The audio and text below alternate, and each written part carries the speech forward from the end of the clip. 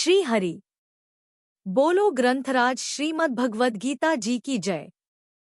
श्री परमात्मने नमः। गीता सुगीता कर्तव्या किमन्यः शास्त्र विस्तरया या स्वयं पद्मनाभस्य मुख पद्माद्विनयः श्रिता।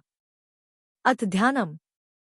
शांताकारं भुजग शयनं पद्मनाभं सुरेशं विश्व आधारं गगन सदृशं मेघवर्णं शुभांगम लक्ष्मीकांत कमल नयन योगिभिः ध्यान गम्यम वंदे विष्णु भव भयहरम सर्व लोकैकनाथम।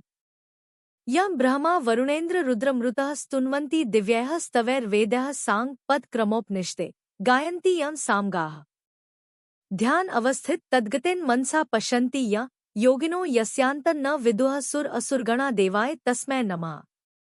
वसुदेव सुतं देव कंस चाणूर मर्दनम देवकी परमानंदम कृष्ण वंदे जगद्गुरुम। क्या आप जानते हैं कि कर्म करते हुए भी कैसे स्वयं को उससे अलग रखा जा सकता है? आज हम भगवद गीता के श्लोक 28 के माध्यम से जानेंगे कि ज्ञानी व्यक्ति कैसे कर्म करता है और फिर भी उससे बंधा नहीं रहता।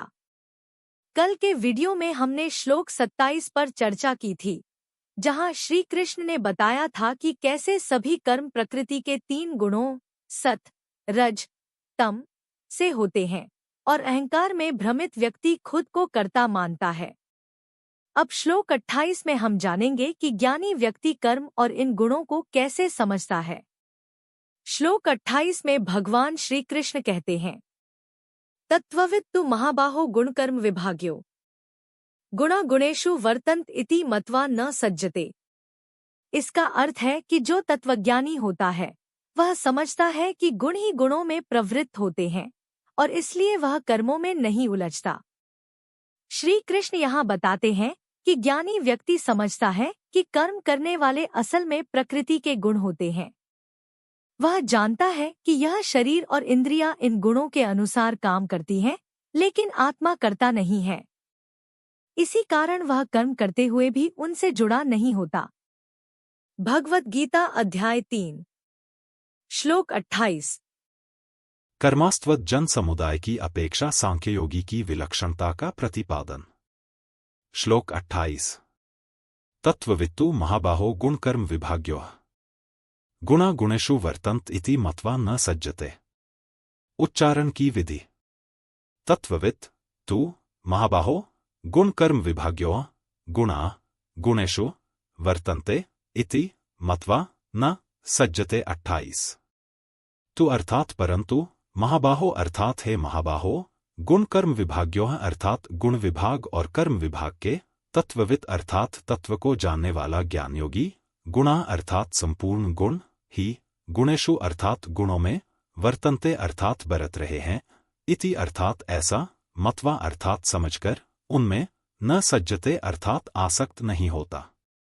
अर्थ परंतु है महाबाहो, गुण विभाग और कर्म विभाग के तत्व को जानने वाला ज्ञानयोगी संपूर्ण गुण ही गुणों में बरत रहे हैं, ऐसा समझकर उनमें आसक्त नहीं होता। 28।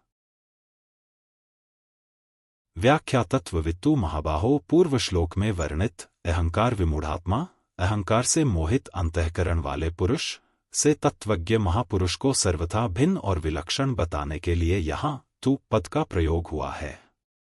सत्व, रज और तम ये तीनों गुण प्रकृतिजन्य हैं।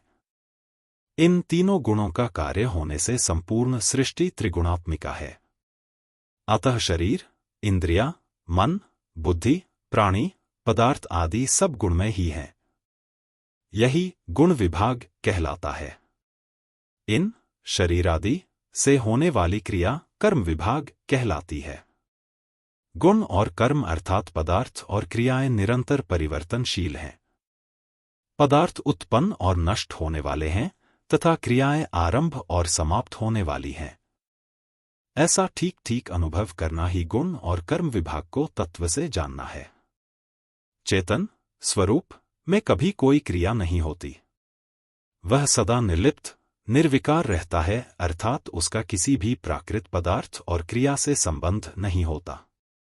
ऐसा ठीक ठीक अनुभव करना ही चेतन को तत्व से जानना है। अज्ञानी पुरुष जब इन गुण विभाग और कर्म विभाग से अपना संबंध मान लेता है, तब वह बंध जाता है। शास्त्रीय दृष्टि से तो इस बंधन का मुख्य कारण अज्ञान है, पर साधक की दृष्टि से राग ही मुख्य कारण है। राग अविवेक से होता है। विवेक जागृत होने पर राग नष्ट हो जाता है। यह विवेक मनुष्य में विशेष रूप से है।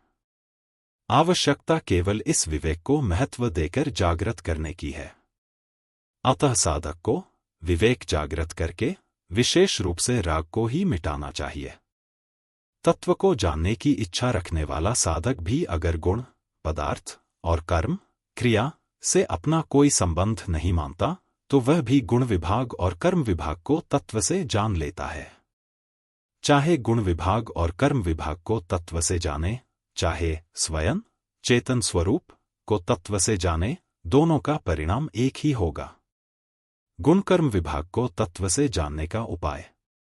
एक शरीर में रहते हुए भी चेतन तत्व स्वरूप सर्वथा अक्रिय और निर्लिप्त रहता है। गीता 13वें अध्याय का 31वां श्लोक। प्रकृति का कार्य शरीर, इंद्रिया, मन, बुद्धि आदि इदम यह कहा जाता है। इदम यह कभी अहम मैं नहीं होता। जब यह शरीर आदि मैं नहीं है, तब यह में होने वाली क्रिया मेरी कैसे हुई? तात्पर्य है कि शरीर, इंद्रिया, मन, बुद्धि आदि सब प्रकृति के कार्य हैं और स्वयं इनसे सर्वथा असंबद्ध, निर्लिप्त है। अतः इनमें होने वाली क्रियाओं का कर्ता स्वयं कैसे हो सकता है? इस प्रकार अपने को पदार्थ एवं क्रियाओं से अलग अनुभव करने वाला बंधन में नहीं पड़ता। सब अवस्थाओं में नैव किंचित करोमीति, गीता 5:8। मैं कुछ भी नहीं करता हूं, ऐसा अनुभव करना ही अपने को क्रियाओं से अलग जानना अर्थात अनुभव करना है। दो देखना सुनना, खाना पीना आदि सब क्रियाएं हैं और देखने सुनने आदि के विषय, खाने पीने की सामग्री आदि सब पदार्थ हैं। इन क्रियाओं और पदार्थों को हम इंद्रियों, आंख, कान, मुंह आदि से जानते हैं। इंद्रियों को मन से, मन को बुद्धि से और बुद्धि को माने हुए अहम मैंपन से जानते हैं। यह अहम भी एक सामान्य प्रकाश, चेतन से प्रकाशित होता है। वह सामान्य प्रकाश ही सबका ज्ञाता, सबका प्रकाशक और सबका आधार है। अहम से परे अपने स्वरूप, चेतन को कैसे जाने? गाढ़ निद्रा में यद्यपि बुद्धि अविद्या में लीन हो जाती है, फिर भी मनुष्य जागने पर कहता है कि मैं बहुत सुख से सोया। इस प्रकार जागने के बाद मैं हूं का अनुभव सबको होता है। इससे सिद्ध होता है कि सुषुप्ति काल में भी अपनी सत्ता थी। यदि ऐसा न होता तो मैं बहुत सुख से सोया, मुझे कुछ भी पता नहीं था, ऐसी स्मृति या ज्ञान नहीं होता। स्मृति अनुभवजन्य होती है। एक अनुभूत विषयासम प्रमोशः स्मृतिया। योग दर्शन 1:11। अतएव सबको प्रत्येक अवस्था में अपनी सत्ता का अखंड अनुभव होता है। किसी भी अवस्था में अपने अभाव का, मैं नहीं हूं, इसका अनुभव नहीं होता। जिन्होंने माने हुए अहम मैंपन से भी संबंध विच्छेद करके अपने स्वरूप है का बोध कर लिया है, वे तत्वविद कहलाते हैं। अपरिवर्तनशील परमात्म तत्व के साथ हमारा स्वतः सिद्ध नित्य संबंध है।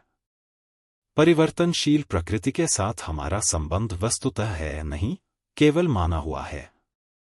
प्रकृति से माने हुए संबंध को यदि विचार के द्वारा मिटाते हैं तो उसे ज्ञान योग कहते हैं, और यदि वही संबंध परिहितार्थ कर्म करते हुए मिटाते हैं तो उसे कर्मयोग कहते हैं। प्रकृति से संबंध विच्छेद होने पर ही योग, परमात्मा से नित्य संबंध का अनुभव होता है, अन्यथा केवल ज्ञान और कर्म ही होता है। अतः प्रकृति से संबंध विच्छेद पूर्वक परमात्मा से अपने नित्य संबंध को पहचानने वाला ही तत्वविद है। गुणा गुणेषु वर्तन्ते, प्रकृतिजन्य गुणों से उत्पन्न होने के कारण शरीर, इंद्रिया, मन, बुद्धि आदि भी गुण ही कहलाते हैं और इन्हीं से संपूर्ण कर्म होते हैं। अविवेक के कारण अज्ञानी पुरुष इन गुणों के साथ अपना संबंध मानकर इनसे होने वाली क्रियाओं का कर्ता अपने को मान लेता है। दो उदाहरणार्थ वाणी पदार्थ है, बोलने की प्रवृत्ति क्रिया है और बोलना समष्टि शक्ति से हो रहा है, अर्थात गुण ही गुणों में बरत रहे हैं, परंतु मनुष्य अज्ञानवश पदार्थ और क्रिया को अपना मानकर स्वयं कर्ता बन जाता है। परंतु स्वयं सामान्य प्रकाश चेतन में अपनी स्वतः सिद्ध स्थिति का अनुभव होने पर मैं करता हूं ऐसा भाव आ ही नहीं सकता। रेलगाड़ी का इंजन चलता है, अर्थात उसमें क्रिया होती है, परंतु खींचने की शक्ति इंजन और चालक के मिलने से आती है। वास्तव में खींचने की शक्ति तो इंजन की ही है, पर चालक के द्वारा संचालन करने पर ही वह गंतव्य स्थान पर पहुंच पाता है। कारण कि इंजन में इंद्रिया, मन, बुद्धि नहीं है, इसलिए उसे इंद्रिया मन बुद्धि वाले चालक, मनुष्य, की जरूरत पड़ती है। परंतु मनुष्य के पास शरीर रूप इंजन भी है और संचालन के लिए इंद्रिया, मन, बुद्धि भी। शरीर, इंद्रिया, मन, बुद्धि चारों एक सामान्य प्रकाश, चेतन से सत्ता स्फूर्ति पाकर ही कार्य करने में समर्थ होते हैं। सामान्य प्रकाश, ज्ञान का प्रतिबिंब बुद्धि में आता है, बुद्धि के ज्ञान को मन ग्रहण करता है, मन के ज्ञान को इंद्रिया ग्रहण करती हैं और फिर शरीर रूप इंजन का संचालन होता है। बुद्धि, मन, इंद्रिया, शरीर ये सबके सब गुण हैं और इन्हें प्रकाशित करने वाला अर्थात इन्हें सत्ता स्फूर्ति देने वाला स्वयं इन गुणों से असंबद्ध, निर्लिप्त रहता है। अतः वास्तव में संपूर्ण गुण ही गुणों में बरत रहे हैं। श्रेष्ठ पुरुष के आचरणों का सब लोग अनुसरण करते हैं। इसीलिए भगवान ज्ञानी महापुरुष के द्वारा लोक संग्रह कैसे होता है इसका वर्णन करते हुए कहते हैं कि जिस प्रकार वह महापुरुष संपूर्ण गुण ही गुणों में बरत रहे हैं, ऐसा अनुभव करके उनमें आसक्त नहीं होता, उसी प्रकार साधक को भी वैसा ही मानकर उनमें आसक्त नहीं होना चाहिए। प्रकृति पुरुष संबंधी मार्मिक बात। आकर्षण सदा सजातीयता में ही होता है, जैसे कानों का शब्द में, त्वचा का स्पर्श में, नेत्रों का रूप में, जिह्वा का रस में और नासिका का गंध में आकर्षण होता है। इस प्रकार पांचों इंद्रियों का अपने अपने विषयों में ही आकर्षण होता है। एक इंद्रिय का दूसरी इंद्रिय के विषय में कभी आकर्षण नहीं होता। तात्पर्य यह है कि एक वस्तु का दूसरी वस्तु के प्रति आकर्षण होने में मूल कारण उन दोनों की सजातीयता ही है। आकर्षण, प्रवृत्ति एवं प्रवृत्ति की सिद्धि सजातीयता में ही होती है।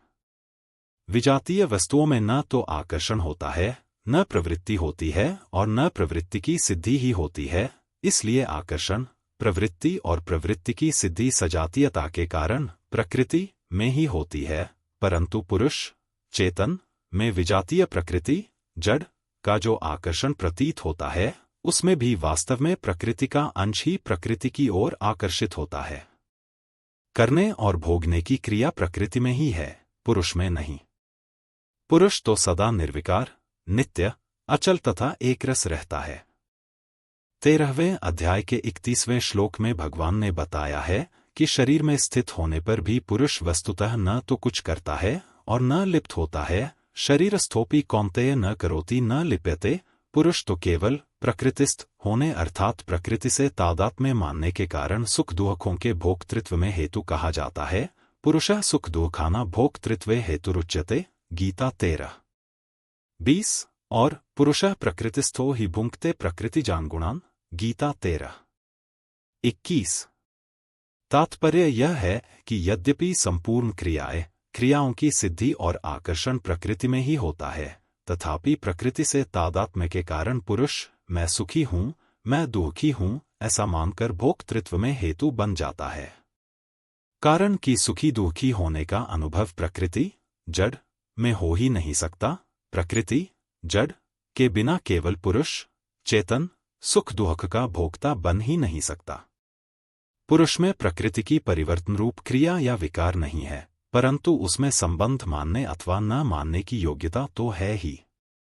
वह पत्थर की तरह जड़ नहीं, प्रत्युत ज्ञान स्वरूप है। यदि पुरुष में संबंध मानने अथवा न मानने की योग्यता नहीं होती, तो वह प्रकृति से अपना संबंध कैसे मानता? प्रकृति से संबंध मानकर उसकी क्रिया को अपने में कैसे मानता? और अपने में कर्तृत्व भोक्तृत्व कैसे स्वीकार करता? संबंध को मानना अथवा न मानना भाव है, क्रिया नहीं।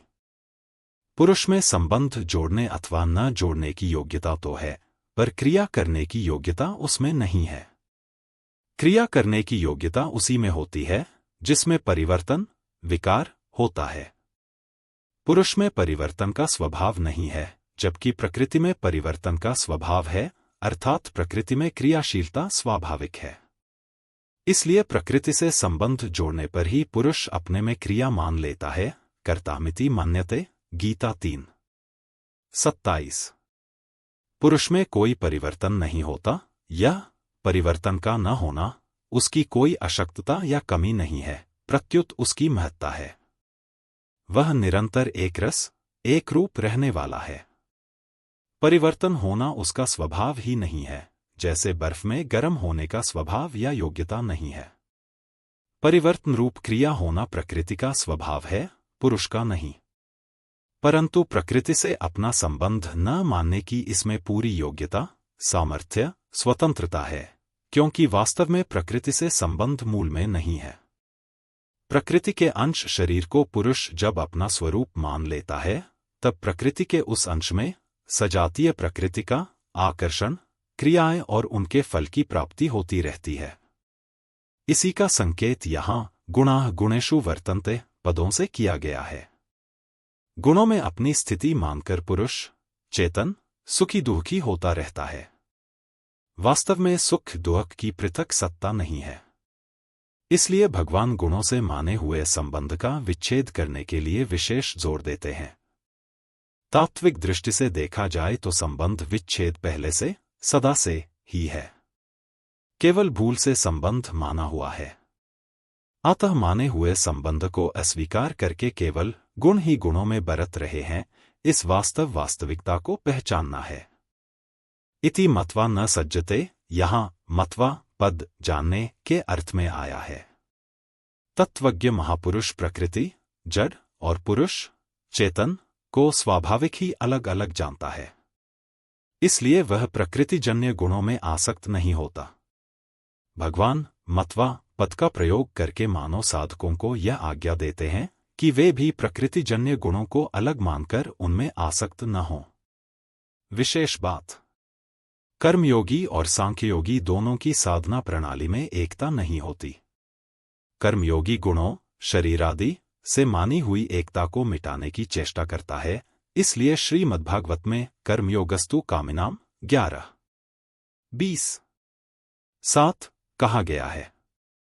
भगवान ने भी इसीलिए कर्मयोगी के लिए कर्म करने की आवश्यकता पर विशेष जोर दिया है। जैसे कर्मों का आरंभ किए बिना मनुष्य निष्कर्मता को प्राप्त नहीं होता। गीता 3 अध्याय का 4 श्लोक, योग में आरूढ़ होने की इच्छा वाले मननशील पुरुष के लिए कर्म करना ही हेतु कहा जाता है। गीता 6 अध्याय का 3 श्लोक।